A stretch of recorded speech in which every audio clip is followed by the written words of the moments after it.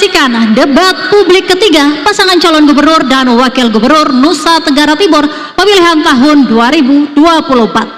Hadirin dan pemirsa, pada segmen ketiga ini, calon wakil gubernur akan menjawab pertanyaan yang telah dibuat oleh tim panelis. Selain menjawab pertanyaan, masing-masing calon wakil gubernur juga diberikan kesempatan untuk menanggapi jawaban dari calon wakil gubernur lainnya. Untuk memastikan debat berlangsung adil, pertanyaan masing-masing subtema akan diundi. Panelis akan mengambil pertanyaan dari fishbowl subtema. Di dalam fishbowl subtema akan ada bola bertuliskan A dan B. Lalu panelis akan mengambil pertanyaan dari fishbowl A atau fishbowl B. Untuk itu, kepada ketiga calon wakil gubernur, kami undang untuk maju ke podium.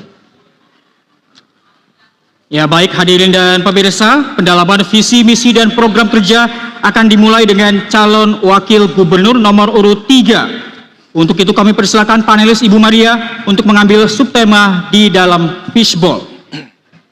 Nanti dia silakan diperlihatkan ke seluruh hadirin dan juga moderator.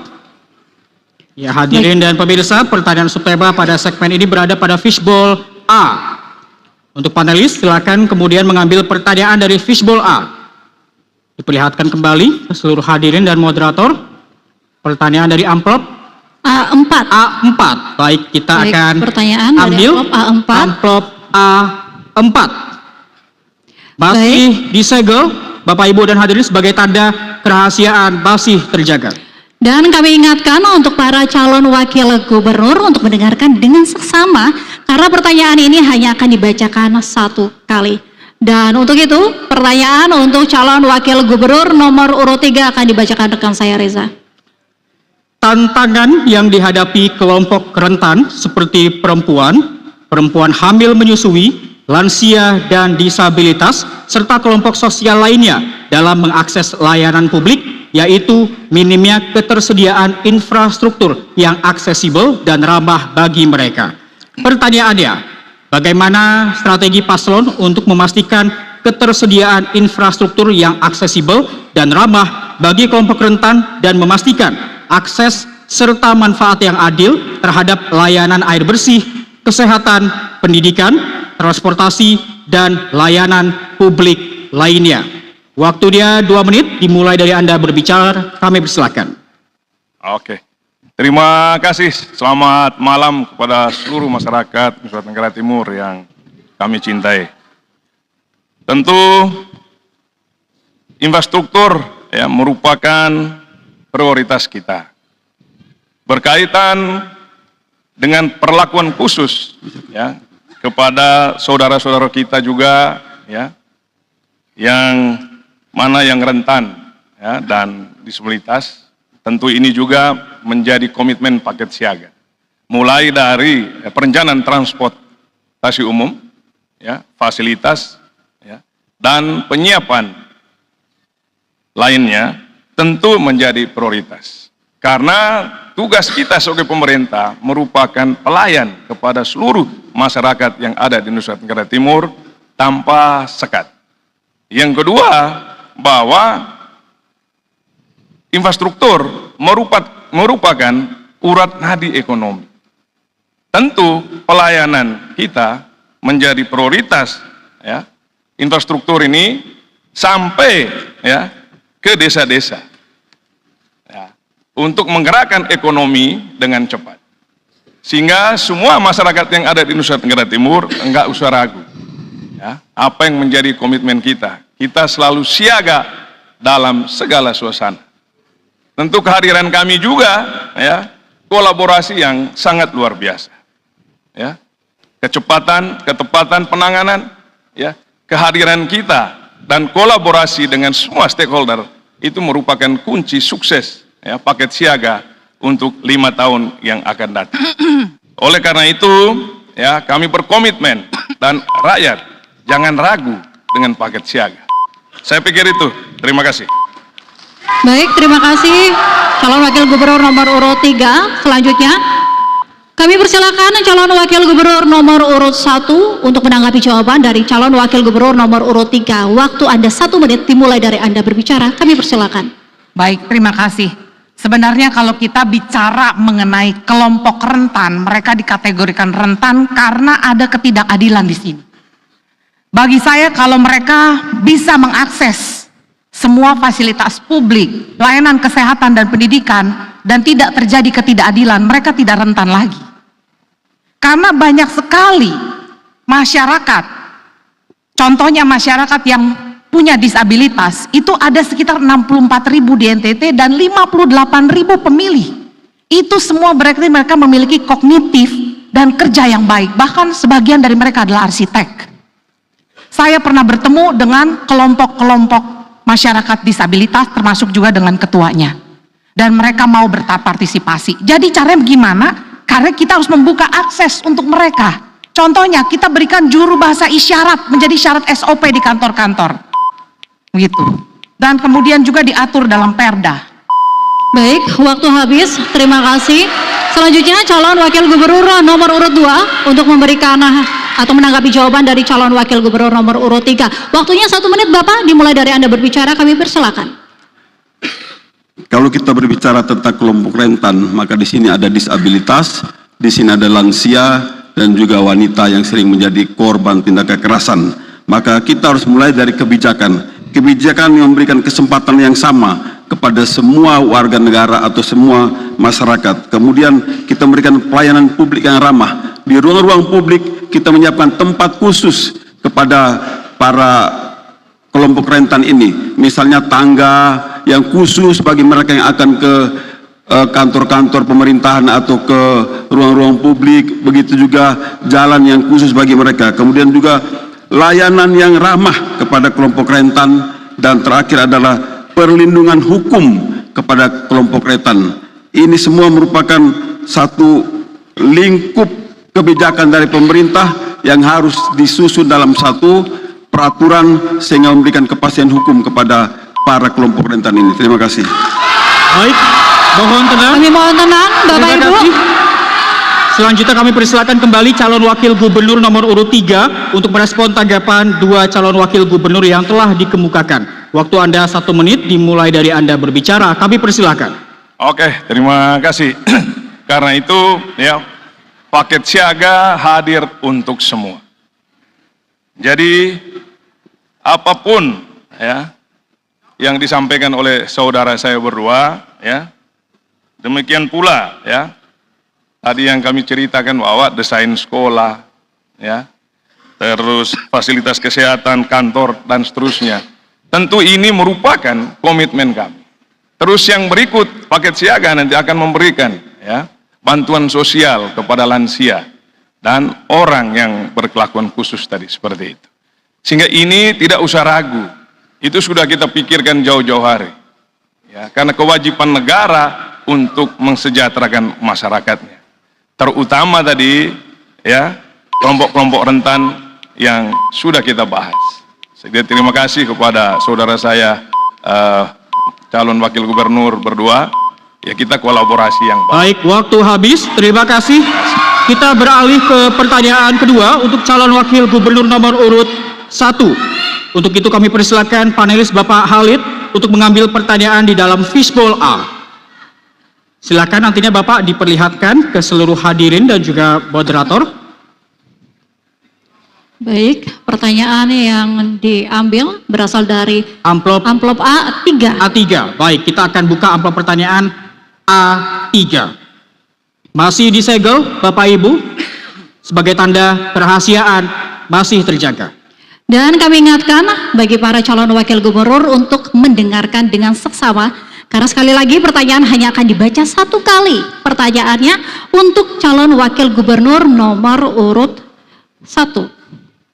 Kelompok perempuan, kepala rumah tangga perempuan miskin, pekerja anak miskin, disabilitas, lansia, masyarakat yang bertempat tinggal di wilayah 3T, tertinggal, terdepan, terluar, penderita HIV/AIDS, masyarakat adat, dan kelompok marginal lainnya merupakan kelompok rentan yang paling merasakan dampak dari kemiskinan.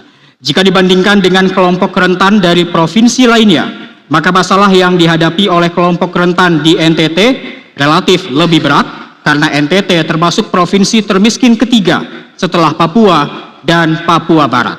Pertanyaannya, apa inovasi, strategi, dan program konkret paslon untuk mengurangi kemiskinan yang lebih berpihak pada kelompok rentan di tengah keterbatasan fiskal? Waktu dia 2 menit, dimulai dari Anda berbicara, kami persilahkan. Baik, karena saya perempuan, saya rasa saya bisa untuk menyuarakan hak-hak kami.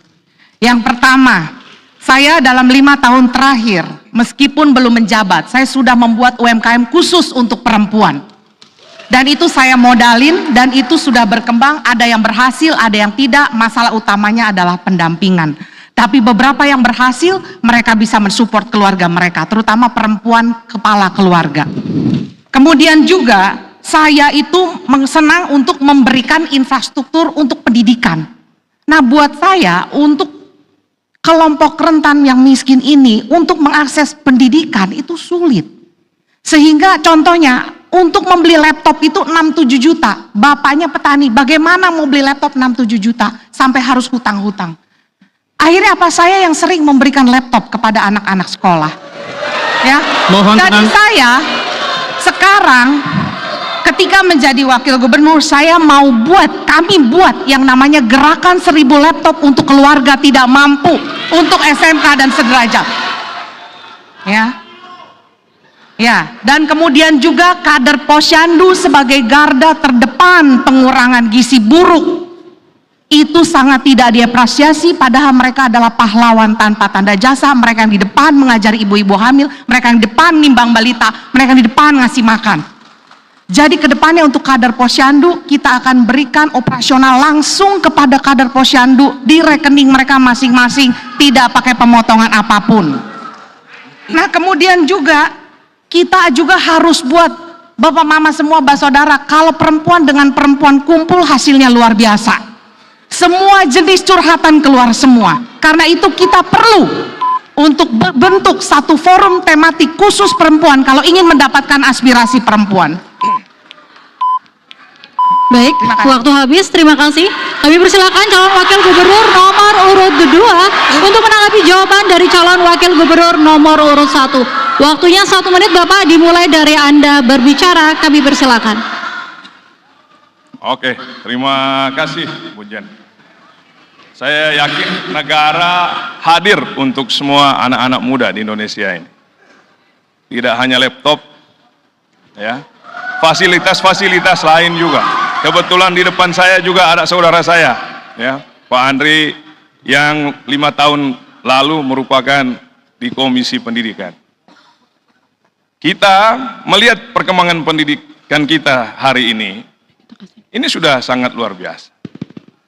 Ini bukan hanya slogan dan janji politik, tapi negara hadir untuk seluruh masyarakat di Indonesia dan Nusa Tenggara Timur. Makanya jangan sampai, ya, lain di pikiran, lain di hati. Kita urus rakyat, bukan urus, ya. Tapi saya bangga sekali, ya. Saya bangga sekali kalau CSR-nya Bu Jen selalu sumbangsi masyarakat NTT, ya. Sangat luar biasa. Baik, waktu habis, terima kasih. Oke, makasih. Kami persilakan calon wakil gubernur nomor urut 2 untuk menanggapi jawaban dari calon wakil gubernur nomor urut 1. Waktu dia 1 menit, dimulai dari Anda berbicara, kami persilakan. Kalau kita berbicara kemiskinan, maka ada 2 hal penyebab kemiskinan. Yang pertama itu adalah sumber daya manusia, dan yang kedua itu adalah lapangan kerja. Karena itu, bagaimana sebagai pemerintah kita mengupayakan agar sumber daya manusia dan juga lapangan kerja ini terbuka. Dengan sumber daya manusia yang baik, maka dia bisa bekerja di sektor apapun juga dan menghasilkan penghasilan untuk kehidupan. Begitu juga dengan lapangan kerja. Lapangan kerja ini harus kita buka melalui investasi, baik investasi di bidang pariwisata, investasi di bidang pertanian, perikanan, perkebunan, dan juga kelautan. Ini akan membuka lapangan kerja. Dengan adanya lapangan kerja, mereka tidak akan miskin lagi karena mereka punya gaji, mereka punya uang. Dan terlebih daripada itu, bagi kelompok rentan harus ada perlakuan khusus, harus ada prioritas bagi kelompok rentan ini sehingga mereka tidak kalah bersaing dengan mereka yang normal. Demikian. Baik, waktu habis. Selanjutnya, Kami mohon tenang Bapak Ibu. selanjutnya kami persilakan Kami mohon kembali tenang Bapak Ibu. calon wakil gubernur nomor urut 1 untuk merespon tanggapan dua calon wakil gubernur lainnya. Waktu dia 1 menit dimulai dari Anda berbicara, kami persilakan. Saya tidak bisa pungkiri kalau memang investasi itu sangat baik dan membuka lapangan pekerjaan. Itu tidak akan saya pungkiri. Bahkan sudah saya lakukan juga.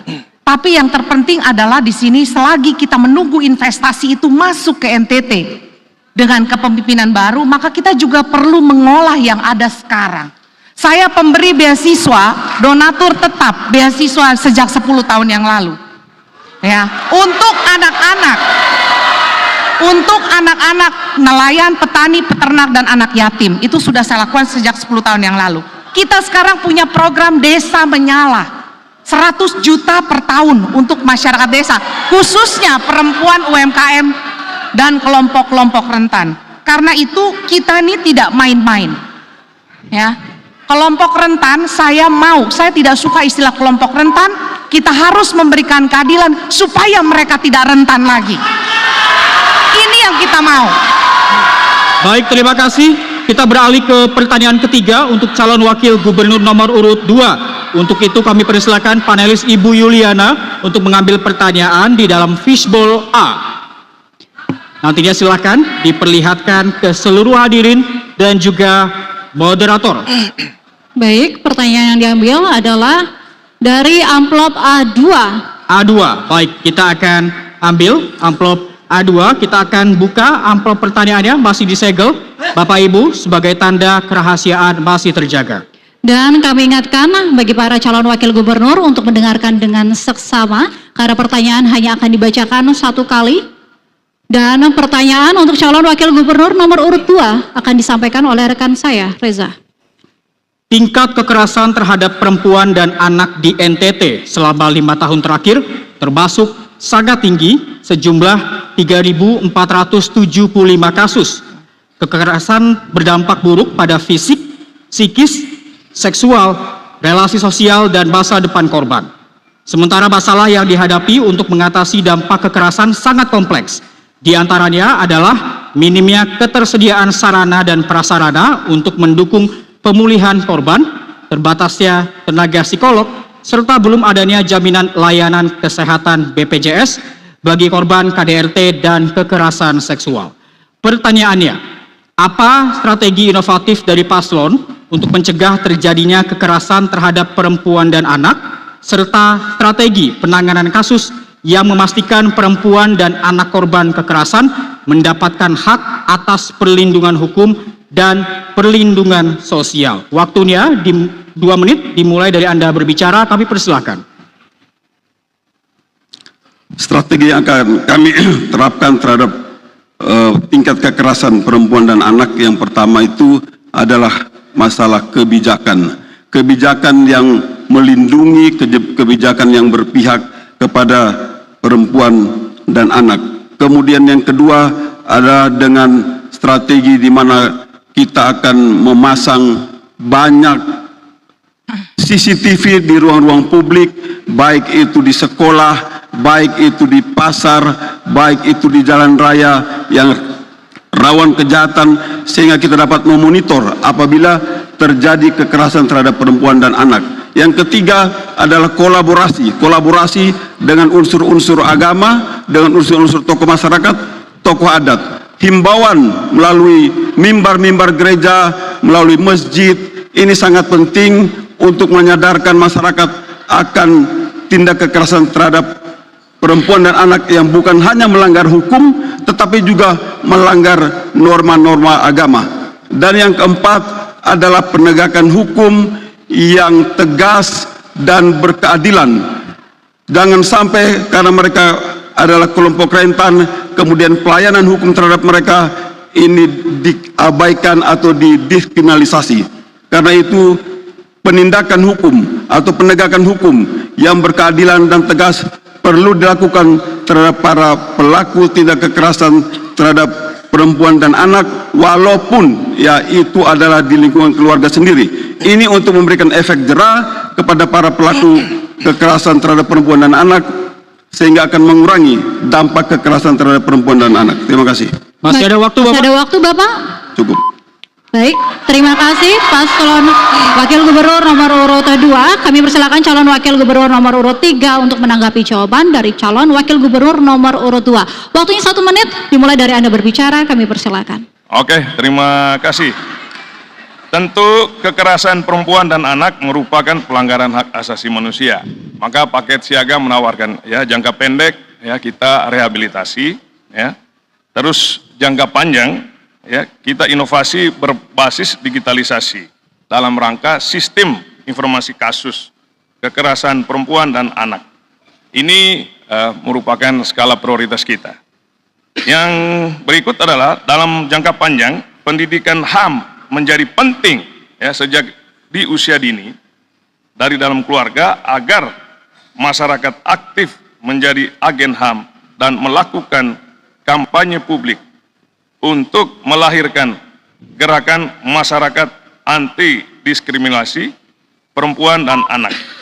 Kesadaran untuk ya, menghormati HAM perempuan dan anak menjadi langkah paling penting efektif dengan prinsip. Baik, waktu habis. Terima kasih. Kami persilakan calon Wakil Gubernur nomor urut 1 untuk menanggapi jawaban dari calon Wakil Gubernur nomor urut 2. Waktunya 1 menit Ibu, dimulai dari Anda berbicara, kami persilakan. Ya memang saya ada sedikit setuju dengan Paslon 3, memang pendidikan itu harus dimulai dari rumah. Dan untuk mengubah SDM itu perlu waktu, anak kecilnya dikasih makan sedikit-sedikit dia tumbuh tidak instan. Apalagi mengubah SDM. Dan itu memang harus dimulai dari rumah, kultur saling menghargai, saling menghormati, demikian juga di sekolah. Nah itu satu hal. Tapi sekarang dengan terjadinya kekerasan, banyak yang terjadinya di dalam rumah. Sehingga CCTV itu tidak akan mencukupi, ya, karena CCTV tidak masuk ke dalam rumah. Nah, sehingga yang perlu dilakukan, makanya saya buat program Mama Tolong Mama Perempuan Bantu Perempuan. Supaya apa? Supaya perempuan-perempuan ini kita saling bantu, saling jaga. Terutama di desa mereka dekat satu sama lain. Kita berdaya bersama, bikin kelompok, kita bikin usaha, kita mandiri. Dan kemudian juga respon cepat. Kalau saya terjadi kekerasan, saya mau ditolong cepat. Nah ini yang kita belum punya. Baik, terima kasih. Kami persilakan kembali calon Wakil Gubernur nomor urut 2 untuk merespon tanggapan 2 calon Wakil Gubernur yang telah dikemukakan. Waktu Anda 1 menit, dimulai dari Anda berbicara, kami persilakan. Ya, jadi seperti saya sampaikan tadi, ya, bahwa kekerasan terhadap anak ini penanggulangannya harus melibatkan semua unsur. Baik unsur tokoh-tokoh agama maupun tokoh masyarakat. Di sini kita mengedepankan tindakan preemptif, ya, preemptif. Jadi ada 3 tindakan: tindakan preemptif, tindakan preventif, dan tindakan represif atau penegakan hukum. Nah, tindakan preemptif inilah melalui warta mimbar, melalui khotbah, melalui penyampaian oleh tokoh-tokoh masyarakat. Ini menyadarkan kepada masyarakat untuk tidak melakukan tindakan kekerasan terhadap perempuan dan anak karena ini adalah harta milik kita sendiri. Jadi kita itu mengedepankan tindakan preemptif tersebut. Kemudian juga kita juga melakukan tindakan preventif berupa pelaksanaan pengawasan terhadap kehidupan masyarakat pada umumnya, dan apabila terjadi pelanggaran kita melakukan penegakan hukum. Ya. Terima kasih. Kita berikan apresiasi untuk semua calon Wakil Gubernur Nusa Tenggara Timur pemilihan tahun 2024. Hadirin dan pemirsa, kita akan jeda dahulu. Debat pamungkas pasangan calon gubernur dan wakil gubernur Nusa Tenggara Timur pemilihan tahun 2024 akan lebih menarik lagi. Karena pada segmen berikutnya, para pasangan calon akan menerima pertanyaan bukan dari panelis, melainkan antar pasangan calon. Untuk itu, tetaplah di Debat Publik Ketiga, pasangan calon gubernur dan wakil gubernur Nusa Tenggara Timur pemilihan tahun 2024.